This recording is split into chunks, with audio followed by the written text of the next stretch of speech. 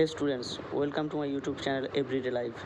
আজকে আমি ওয়েসিস স্কলারশিপের একটা বড় আপডেট নিয়ে চলে এসেছি।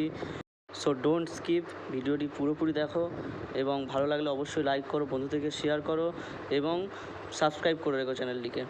ডিরেক্টলি আমি ওয়েবসাইটে চলে এলাম। এখানে স্টুডেন্ট রেজিস্ট্রেশন, মানে প্রথম আমার যদি ফার্স্ট টাইম আমি রেজিস্ট্রেশন করি সেই জায়গাতে কী দেখাচ্ছে তোমরা দেখো। ডিস্ট্রিক্টটিকে সিলেক্ট করলাম, করার পর সাবমিট করলাম, এরপর ওকে বাটনে ক্লিক করলাম।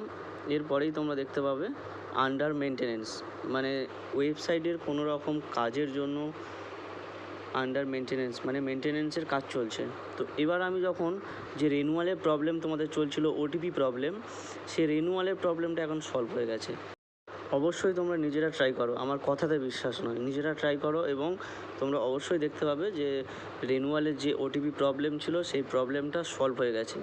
আমি ভিডিওটি বানাচ্ছি কোনো ফেক কোনো কিছু নিউজ দেওয়ার জন্য না, আমি তোমাদেরকে জানিয়ে দিচ্ছি অবশ্যই রেনুয়াল তোমরা এখন করতে পারবে। আরও দুটো আপডেট যে বিষয়টি নিয়ে, 1 নম্বর হলো এখানে রয়েছে all those students who could not give Khadya Sathi number while applying can update their Khadya Sathi number. যারা খাদ্যসাথী নাম্বার মানে রেশন কার্ড নাম্বার দিয়ে রেজিস্টার বা আপডেট রেনুয়াল করনি তাদেরকে অবশ্যই করতে বলা হচ্ছে। এবং 2 নম্বর রয়েছে অনলাইন অ্যাপ্লিকেশান প্রি ম্যাট্রিক এবং পোস্ট ম্যাট্রিক এক্সটেন্ডেড টিল 31/10/2022, মানে 31/10/2022 ডেটটিকে বাড়ানো হয়েছে।